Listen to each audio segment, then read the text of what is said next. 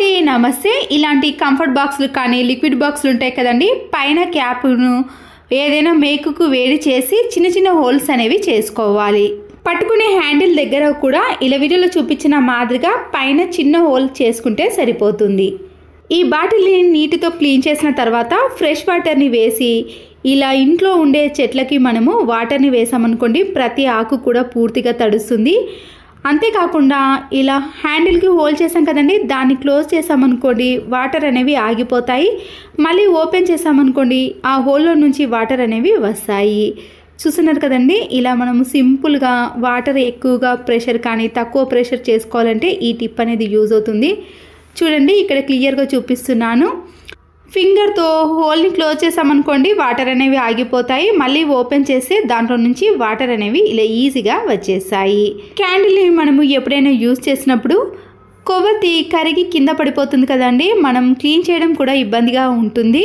అయిపోయిన ట్యాబ్లెట్ షీట్తో మనము ఇలా కింది నుంచి గట్టిగా ప్రెస్ చేసామనుకోండి కొవ్వొత్తి అనేది ఈజీగా వచ్చేస్తుందండి. మళ్ళీ క్లీన్ చేయాల్సిన పని కూడా ఉండదు. కొవ్వొత్తి పెట్టిన ప్లేస్ కూడా చాలా నీట్గా క్లీన్గా ఉంటుంది. మరొక యూస్ఫుల్ టిప్ని కూడా చూసేయండి. అయిపోయిన కోల్గేట్ పేస్టులు ఉంటాయి కదండి, తర్వాత వాటిని వేస్ట్ అని పడేస్తాం కానీ దీన్ని ఇలా చిన్న చిన్న పీసెస్గా కొద్దిగా గ్యాప్ ఇచ్చుకుంటూ కట్ చేసుకోవాలి. కట్ చేసుకున్న ఒక్కొక్క భాగాన్ని తీసుకొని ఇలా సీజర్తో పూర్తిగా కట్ చేసుకుంటే మనకి కోల్గేట్ పేస్ట్ అనేది ఓపెన్ అవుతుంది కదండి. నేనైతే ఇది 3 months నుంచి వాడక అలాగే పెట్టేశానండి. దీనిపై కొద్దిగా వాటర్ని వేసి ట్యాప్స్ చూసారు కదండి, వాటర్ మరకలు సోప్ మరకలు పడి జిడ్డుగా తయారయ్యాయి కదా, ఈ కోల్గేట్ పేస్ట్తో మనము ఈ ట్యాప్స్ని నీట్గా క్లీన్ చేసుకున్నాం అనుకోండి మళ్ళీ కొత్త దానిలా షైనింగ్లోకి రావటమే కాకుండా ఎలాంటి మరకలు కూడా కనిపించవు. ఒకవేళ మీరు ఈ పేస్ట్ని స్క్రబ్బర్ పైన వేసుకొని కూడా క్లీన్ చేసుకోవచ్చు. వాటర్తో క్లీన్ చేసినాక చూడండి మళ్ళీ కొత్త దానిలా ట్యాప్స్ పైన ఎలాంటి మరకలు కూడా లేవు కదండి.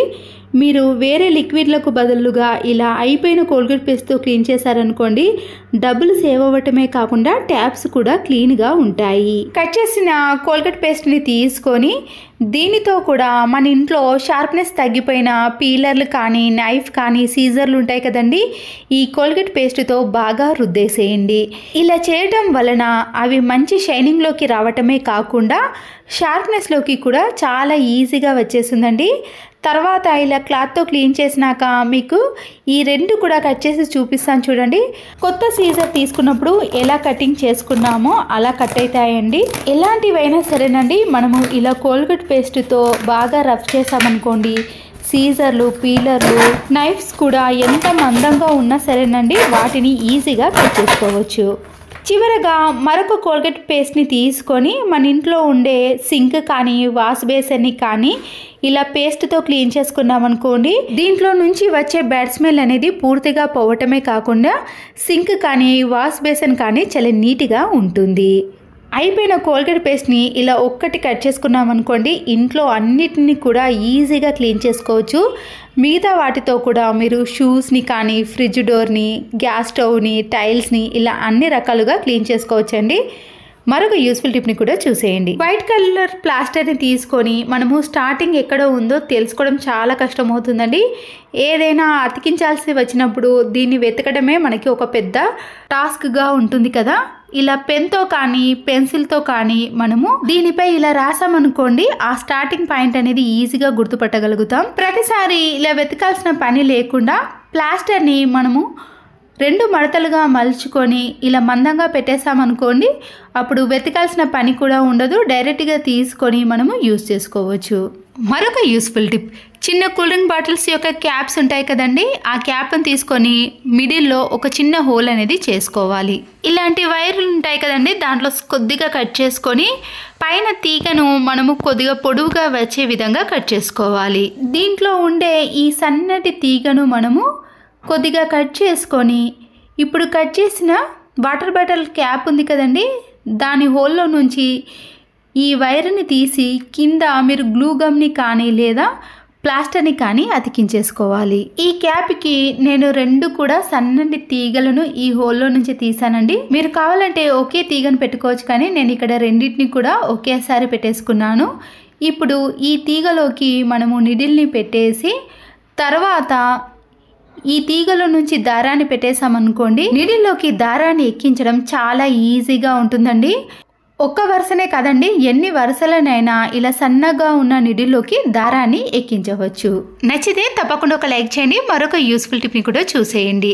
చికెన్ ఫ్రైని కానీ లేదా ఏదైనా ఫ్రై చేసినా కూడా ఇలా గిన్నె అనేది అడుగంటిపోతుంది కదండి. కుళ్ళిపోయిన నిమ్మకాయని కానీ లేదా నిమ్మరసం తీసిన తొక్కలు ఉంటాయి కదండి, దాన్ని కూడా ఇలా చిన్న చిన్న పీసెస్గా కట్ చేసి అడుగంటిన ప్యాన్లో వేసేయండి. స్టవ్ పైన ఈ ప్యాన్ని పెట్టేసి కొన్ని వాటర్ని వేసి ఒక 2-3 మినిట్స్ పాటు మాత్రమే మరగనివ్వండి. దీనివల్ల కింద ఎంత అడుగంటినా సరేనండి, ఈ నిమ్మరసం వేయటం వలన దాంట్లో ఉండే అడుగంటినదంతా కూడా ఇలా పైకి వచ్చేస్తుంది. మనము ఏదైనా ఫ్రై చేసినప్పుడైతే నాన్ వెజ్ వండినప్పుడు వాసన వస్తుంది కదండి, ఈ నిమ్మ తొక్కలు వేయటం వలన అలాంటి బ్యాడ్ స్మెల్ కూడా అస్సలకే రాదు. అప్పుడు ఎలాంటి ఆయిల్ మరకలు కానీ జిడ్డు అనేది ఉండకుండా తర్వాత మనము సోప్తో నీట్గా క్లీన్ చేసుకోవచ్చు. అయిపోయిన కూల్ డ్రింక్ బాటిల్స్ కానీ వాటర్ బాటిల్స్ ఉంటాయి కదండి, పైన ఉన్న కవర్ని తీసేసిన తర్వాత సీజర్తో కానీ నైఫ్తో కానీ కింది భాగాన్ని కట్ చేసేయండి. ఆ కింది భాగాన్ని పక్కన పెట్టేసి పైన ఉన్న భాగం ఉంది కదండి, సీజర్తో కొద్దిగా గ్యాప్ ఇచ్చుకుంటూ ఇలా పై వరకు కూడా సన్నగా తీగలు వచ్చే విధంగా కట్ చేసుకోవాలి. బట్టల క్లిప్ను తీసుకొని ఇలా కట్ చేసిన తీగలో నుంచి మధ్యలోకి ఈ బట్టల క్లిప్లో నుంచి తీసి పిన్ పంచుతో పిన్ వేసేయండి. అప్పుడు ఈ బట్టల క్లిప్ అనేది కింద పడిపోకుండా ఈ వాటర్ బాటిల్కే ఉంటుంది. అప్పుడు మనం కట్ చేసుకున్న తీగలు ఉన్నాయి కదండి, మధ్యలో కొద్దిగా గ్యాప్ ఇచ్చుకుంటూ ఇలా వీడియోలో చూపించిన మాదిరిగా బట్టల క్లిప్ని పెట్టేసి పిన్ పంచిని వేసుకున్నాం అనుకోండి, ఎన్నైనా మనము ఈజీగా ప్రిపేర్ చేసుకోవచ్చు. ఇప్పుడు ఈ వాటర్ బాటిల్ని మనము గ్లూ గమ్ముతో ఎక్కడైనా బాల్కనీలో కానీ మనము ఎక్కడ వీలుగా ఉంటే అక్కడ అతికించేసి ఇలా నాప్కిన్స్ కానీ సాక్సులు కానీ కర్చీఫ్లు కానీ చిన్న చిన్నవి ఉంటాయి కదండి, వాటన్నిటినీ కూడా ఇలా వాటర్ బాటిల్కి పెట్టేసామనుకోండి, ఈజీగా ఆరిపోతాయి. ప్రతిసారి వీటిని వెతకాల్సిన పని కూడా ఉండదండి, అన్నీ కూడా ఒకే దగ్గర ఉంటాయి. సంత్రా జ్యూస్ తీయడానికి జ్యూసర్ అవసరం లేదండి. తొక్క తీసిన తర్వాత ఈ పండును మనము ఇలా గ్లాస్ పైన పెట్టేసి అంచుల వెంబడి బాగా తిప్పేసామనుకోండి, దాంట్లో ఉండే రసం అనేది పూర్తిగా ఈ కింది గిన్నెలోకి వచ్చేస్తుంది. మనము జ్యూసర్లో పట్టిన దానికంటే ఇలా సింగిల్గా మనము రసాన్ని తీసుకున్నాం అనుకోండి, చాలా ఎక్కువగా వస్తుంది. పని కూడా చాలా సులువుగా ఉంటుందండి. ఎప్పుడైనా అర్జెంటుగా మనము ఇలా జ్యూస్ తీయాలనుకుంటే గ్లాస్ సహాయంతో కూడా జ్యూస్ని తీసుకోవచ్చు.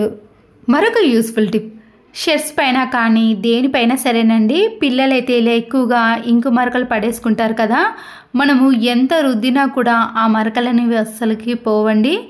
డెటాల్ ఉంటుంది కదండి, డెటాల్ని తీసుకొని ఇలా మరకలు అనేవి ఎక్కువగా ఉన్నప్పుడు ఒక క్యాప్ వరకు మనము డెటాల్ని తీసుకొని ఈ మరకల పైన వేసేయండి. కొద్దిసేపు అలాగే ఉంచేసేయండి. అప్పుడు ఈ ఇంకు మరకలు అనేవి మెత్తబడిపోతాయి. మనము ఎక్కువగా కష్టపడి క్లీన్ చేయాల్సిన పని కూడా ఉండదు. కొద్దిగా టైం తీసుకున్న తర్వాత దాంట్లో నుంచి ఇంకు అనేది కూడా బయటికి వచ్చేస్తుందండి. అప్పుడు మనము ఏదైనా టూత్ బ్రష్ని కానీ చేత్తో కానీ షర్ట్ని బాగా రుద్దేసామనుకోండి, ఆ ఇంకు మరకలు అనేవి అస్సలకే కనిపించవండి. ఎందుకంటే చూస్తున్నారు కదండి, డెటాల్ వేసినప్పుడే మనకి ఇంక్ అనేది ఇలా బయటికి వచ్చేస్తుంది. మీకు ఇంకా ఎక్కువగా మరకలు అనేవి ఉన్నాయి అనుకుంటే మీరు లిక్విడ్ కానీ వాషింగ్ మిషన్లో వేసే లిక్విడ్ ఉంటుంది కదండి, లేదా బట్టల సోప్ ఉంటుంది కదా, దాంతో కూడా రుద్దేశారనుకోండి, ఈ ఇంకు మరకలు అనేవి పూర్తిగా పోతాయి. తర్వాత ఈ షర్ట్ని నేను చేత్తో వాష్ చేసి ఎండలో ఆరబెట్టేశానండి. మీకు ఒక్క మరక కూడా కనిపించదండి. డెటాల్ అనేది ఇంకు మరకలు పోగొట్టడంలో చాలా బాగా పనిచేస్తుందండి. మీరు కొద్దిగా రుద్దేసి ఎండలో ఆరబెడితే మరకలు అనేవి పోతాయి. పీచు ఉన్న కొబ్బరి చిప్పని తీసుకున్నానండి. ఏదైనా క్లాత్ను ఇలా కొబ్బరి చిప్పకు వేసేసి వీడియోలో చూపిస్తున్నాను కదండి, కొబ్బరి చిప్ప కింద ఇలా క్లాత్ను పెట్టేసి అది ఊడిపోకుండా ఉండటానికి ఏదైనా రబ్బర్ బ్యాండ్ని వేసేయండి. క్లాత్ అనేది ఇలా గట్టిగా ఉండాలండి, కిందికి జారకుండా ఉండాలి. కొబ్బరి చిప్పతో ఇలా ప్రిపేర్ చేసుకున్నాక ఏదైనా ఒక గిన్నెలోకి వంట సోడాను 1 స్పూన్ వరకు వేసి చిల్లీ వెనిగర్ కానీ వైట్ వెనిగర్ ఏదైనా సరేనండి, ఆ లిక్విడ్ని కూడా కొద్దిగా వేసేయండి. ఈ రెండింటిని బాగా మిక్స్ చేసుకున్నాక మన ఇంట్లో ఉండే సోఫాలు కానీ బెడ్స్ కానీ ఏవైనా సరేనండి, ఇలా మరకలుగా జిడ్డుగా ఆయిల్ మరకలు ఏవైనా సరేనండి, సోఫా అనేది ఇలా జిడ్డుగా తయారైనప్పుడు మనం తయారు చేసుకున్న కొబ్బరి చిప్పకు క్లాత్ పెట్టినాం కదండి, దాన్ని మనం ప్రిపేర్ చేసుకున్న ఈ వంట సోడాలో తడిపేసి సోఫా మొత్తాన్ని కూడా క్లీన్ చేసుకోవాలి. ఒకవేళ మీరు సోఫా కాకుండా ఈ ప్లేస్లో బెడ్ను కూడా ఇదే మాదిరిగా క్లీన్ చేసుకున్నారనుకోండి, సోఫా నుంచి వచ్చే బ్యాడ్ స్మెల్ పోవటమే కాకుండా ఎలాంటి మరకలు కూడా కనిపించవండి. ఇలా ప్రతిసారి కాకపోయినా ఒక 3-4 మంత్స్కి ఒక్కసారైనా క్లీన్ చేసి చూడండి. సోఫా సెట్ అనేది చాలా నీట్గా ఉంటుంది, ఒక్క మరక కూడా ఉండదు, మళ్ళీ కొత్త దానిలా కనిపిస్తాయి. ఇదే పద్ధతిలో నేను సోఫా మొత్తాన్ని కూడా క్లీన్ చేసుకున్నానండి. క్లాత్ చూసారు కదండి ఎలా నల్లగా జిడ్డుగా తయారైందో. మీరు సోఫానే కాకుండా ఈ ప్లేస్లో పిల్లోస్, బెడ్స్ని కూడా క్లీన్ చేసుకోవచ్చు.